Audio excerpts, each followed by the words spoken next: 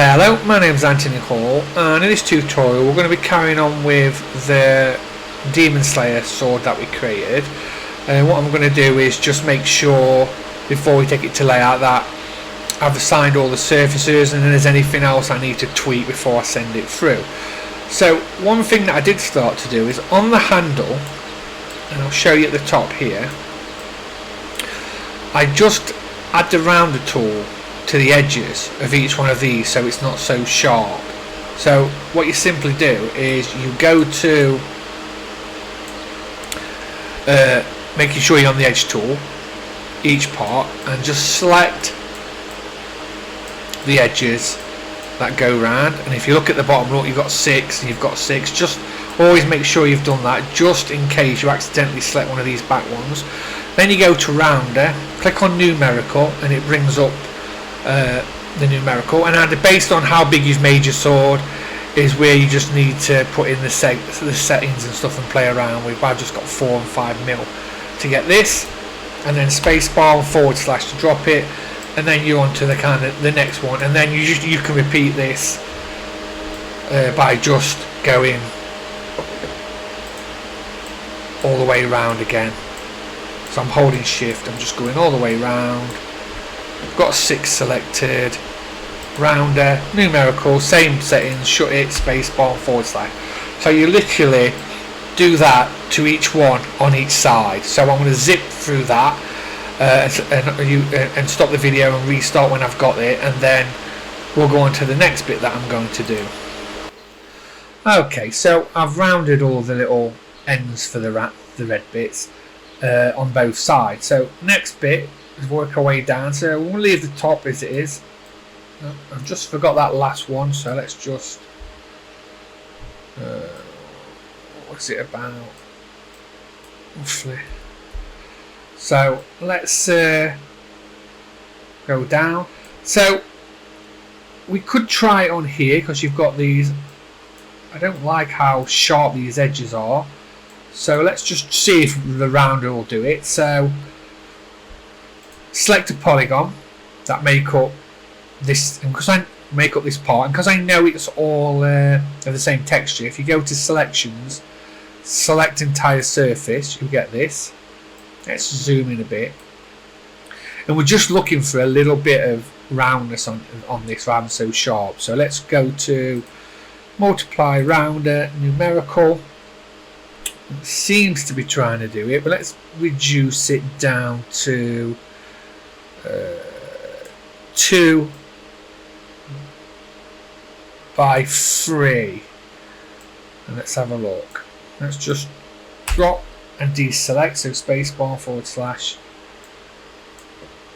can't really tell because it's black, but these edges are rounded now, so I think it'll give us a slightly better result. We'll see anyway. I think I'm okay with that. The sword itself, the blade, I haven't give a surface name to, so let's select a poly, go to selections, and then select entire surface. Now obviously the handle as well I haven't given a surface to. They're actually still assigned to the default here. So what we can do, so if I change the colour it'll change on here and stuff, but so what I can do is give these a surface. So what I'll do is let's deselect. So I'm right mouse clicking and lassoing round the blade, so I'm left with this. Whoops, just accidentally. And so I'm left with just the actual handle. Now it hasn't selected any of the red parts because they're on a separate surface, because I've selected it by surface. So Q on your keyboard, and let's just call this black handle, and then let's make it a very dark, just for the time being. Okay, so that's got its own surface. Now it's the blade. So the blade is the only polygons that make up the blade. The polygons that make up the blade, that's the only one part that hasn't got a surface. Well, it has. It's got the default surface. So what we need to do is just give it a surface. We could rename the default, but I like to leave the default as it is so I can send any polygons I select back to its normal state if I want to. So we'll just select one polygon for it, select entire surface, Q on your keyboard, and we'll just call it blade, and let's make it a lighter colour for the time being, like so we can just identify them a bit better. The only thing I would say is that I need to go down. As you see, some of the blade isn't exactly lined up, so I mean hopefully you've kind of done this anyway, and so you might want to go down. So I'm using the Alt and left mouse just to drag down, and I can see there's a few bits. In fact, here, look, there's a few bits here that are sticking out, so it don't come out and then in. So you might want to go to modify drag and just clean this up a little bit, bring it in so it's more going round. You might want to add a few more lines of edges as well, do you know what I mean, to kind of sort it out a bit better, but I'm not going to play around with that. I could do, but I'm not going to. I'm just going to leave it like that so we can get straight into texturing, surfacing and rendering, because and then when I've set it up I can come back and adjust it if I want anyway. So I'm just going to press S on my keyboard, save it, go into a new layer, and then what I'm going to do is I'm just going to put a ground plane, just drag a flat plane out of this, like so, that I can then make bigger if I want to in layout. Let's just double click it, call it back. Excuse me. Give it a surface name, Q on your keyboard, and then ground, S on your keyboard. Now let's just send them both through. First thing I'll do is I'll go to view, grid size. Let's just set my grid to 1 meter, and then what I'm going to do is let's move these lights up in the air out of the way a little bit. We'll choose our sword. Let's which way is it needs to be. Let's rotate it. So I'm rotating it about 90 degrees. So in this corner it's -90 I'm going. So if you put in -90, it'll, oops. There we go. Let's bring it up so it's on top. And what we need to do is just need to rotate it so the blade is hitting the ground. Because if you put a sword down like this, it won't just float like that. So what we need to do is probably figure out, just rotate, place. And what we just need to do is make sure it's on the floor. So both ends on the floor. It makes kind of sense then. I think that's about right. And like so. So let's just frame it. So basically I'm just working in a perspective view. Let's put VPR on. And this is what we've got. So I'm literally, like I said before, I'm not going to use any external textures. The only thing I am going to use is the HDRI. So the HDRI I'm using, I'll put a link to in the description. It's the same one I use for the Dragon Ball, because I've been lazy and couldn't bother to go and find another one. So I'm just going to use this as I don't really need to again, and so on and so forth. And you can decide which angle you want to decide to work on this and so on. Let's go this side, I think. So let's start by just going to go to camera and just reduce some settings so it's a bit smoother. So 4 by 0.1, and then under render tab, render settings, let's just go in here. Don't need a lens flare instance, don't want lines. I'll leave everything the same. Global illumination turning off because I'm not going to use it, and just like that. So go to lights. The first thing we'll do is we'll go to the environment light, we'll turn off use global, and then what we'll do is right mouse click and let's add that HDRI. So we're choosing texture environment, we're double clicking it through the Y, texture, we'll go in, well, the projection is spherical, we're going to add the HDRI. There we go. So it's a Christmas Photo Studio 4 from Polyhaven, and it's through the wire. Now, when it projects in here, you'll get some kind of reflection based on how how it's set up. So you can come into the rotation under the head, rotate it, and decide how you want it. We can do that later. Let's just leave it like it is. What we'll do is we'll shift click. So I'm shift and clicking on it on the ground, on the by VPR's on, to bring up the ground. And let's go and use a preset. So clicking on presets. Let's go automotive again. What did I use last time? I used black metallic.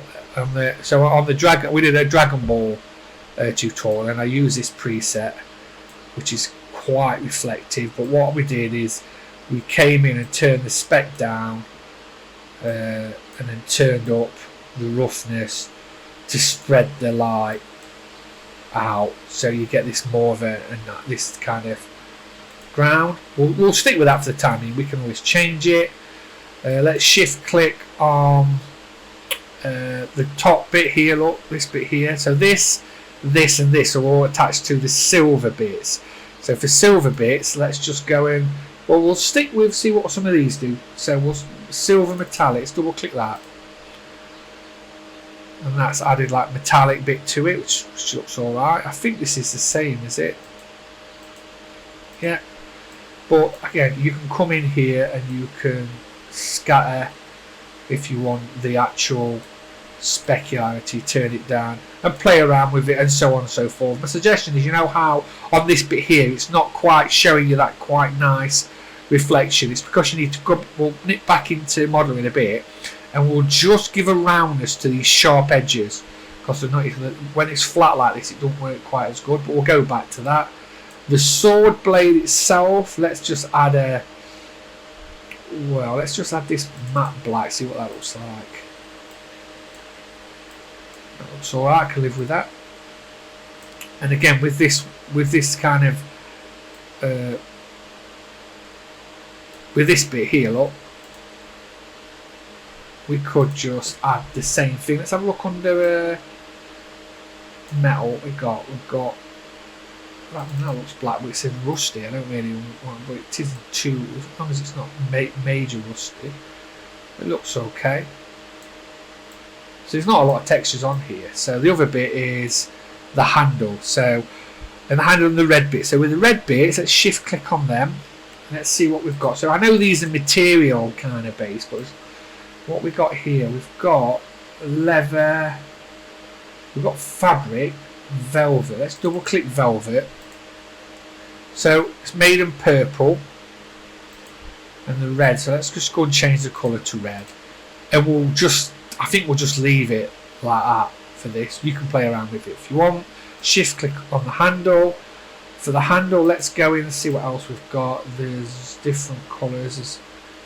So it's black in it. So let's go to leather, double click the leather, see what that looks like. Which doesn't look too bad. On the original one I had this kind of pattern on it, like, you know, like going round. So what did I do? So we'll go in here. I'm going to unhook these two. I don't want that. In fact, I'm going to delete them. So I'm double clicking the texture to bring up the node editor. I'm selecting these two, and I'm just going to right mouse click and delete them.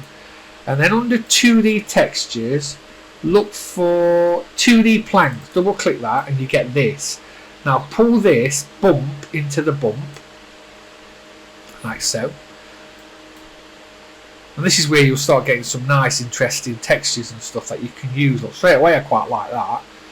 So let's have a look what we've got here. So planar, let's try cubic maybe. So it's going round ish.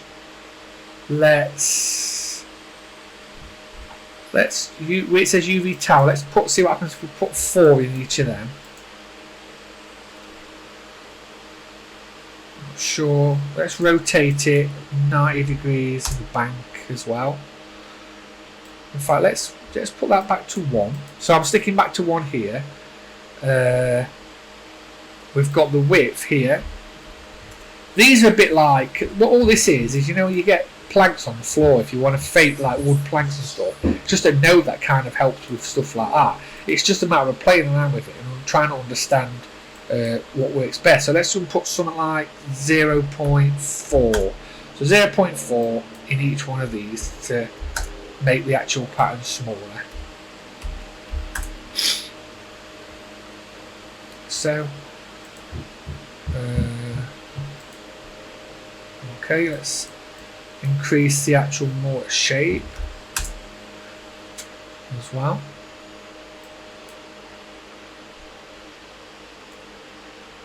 So we're getting this weird kind of look to it as well.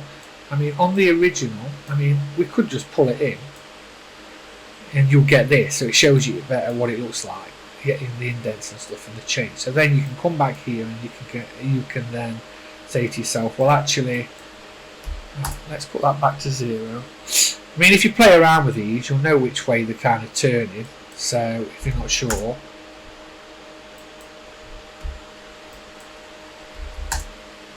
like so. So yeah, through the pitch, turn it round, you kind of get this. Again, experiment 4, 4. So now you've got this kind of example. Now I'm going to invert the alpha, and you get this. But what I don't want is I don't want these bits here. I also want them to be quite dark. So I want them to be like this. Let's have a look. So they're quite dark if you look between the black and the very dark grey, so you're kind of getting this. And this is where you can then decide and play around with these settings to get the kind of pattern you want. So I'm going like, let's try 20. So we get this nice little pattern look going round through, and you've got like how you can decide on how much they're staggered as well. So each one. So I don't really want to do any of that because you'll start getting the lines. I mean, play around with these by all, you know, the length and stuff, because it'll move these around. It'll give you some really nice like patterns and stuff. The indent itself, let's put it up to say 300.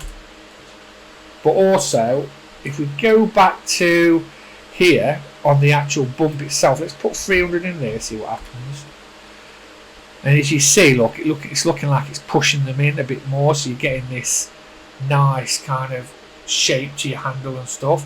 And again, like I said, I played around with mine. I can't remember the exact settings of the original one, but what you could do is, like I say, play around with it and see what you come up with for your actual sword. And again, I mean, it's got a bit of a gloss on it, that. So the sword itself, if you don't want it to have any gloss, you could turn it off. Maybe more roughness. I mean, I'm still not sure I want it to be that white, so let's make them even darker. So you can see them, but they're still inside, like so. And again, you just need to come in and play. I mean, this got a clear coat on. We can turn that off if you want as well. But as you can see, it's kind of getting there with not a lot being done to it, really. Really simple, just preset textures. Like I said, you can nip through, maybe select all the polys, put a round on it, so you'll get it going around like this, and keep playing around with the actual settings and stuff, and the ground and so on and so forth. That's all I did. I mean, I've not gave it much thought. I mean, what I would do now is I go to the camera. While I'm on the camera, up here with this little drop down look, go to match viewpoint from the selected camera, so we get the camera that's looking very similar. Then from the drop down, let's choose the camera. It's needs zooming out a bit, so the properties, drop down here, look, and then let's just pull it away a little bit like so. Let's move the camera across so it frames it a bit better, and then we can get ready for a quick render. So like 16, we'll leave that like that. Under the properties here, things you could do is, let's put these by our despeckle on to 0.2. because we're using metallic, let's just put like 4 and 4, and you can start, and we'll put 3 bounce. You can start adding higher stuff in this. We're not using global illumination. We're just going for this simple kind of look here. You might want to bring your camera down so it's actually giving you more of a panoramic long look as well. But yeah, I mean, again, you don't have to have this blade. You can have like a silver blade if you want, or a gold blade. All you need to do is shift click it, go to presets, go into metal, look for, I think it's bush gold here, and have a gold blade if you want. I mean, you can come in and have like some kind of metallic. There's lots of different metallic ones here, silver, and so on and so forth. But again, it's completely up to you. Just play around. I mean, they're all here. If you play around, let's say for instance you add this and you come in here and you decide, oh, I want it to be more like this, so that, just right mouse click, and then what you can do is you can just save the texture to your library, look, and then and just save it in here, and you can load it up straight away next time, or you can even save it to the presets, you know what I mean, save it to your same surface and stuff like that. But yeah, I'm going to stop there because I'm really babbling on really quickly. And then next thing, all you need to do is render it. I mean, the only other thing I did is with the light, instead of my other light being a distant light, I just switched it to an area light for Portal, about 60%, like so.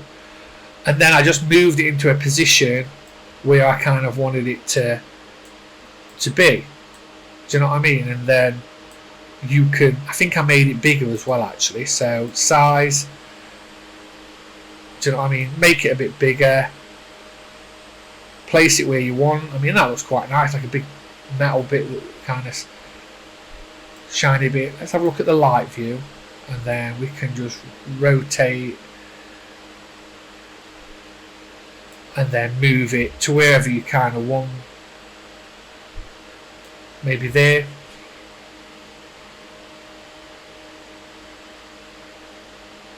And then yeah, as simple as that. So I'm going to leave it there. Please share and subscribe. Hopefully you've enjoyed the video, and look out for my next tutorial, which I'm not sure what I'm going to do at the minute. If anyone's got any ideas of what they'd like, drop me a message on the description. Please like, share, subscribe, check out Lightwave Salvation Facebook group. Thanks for listening.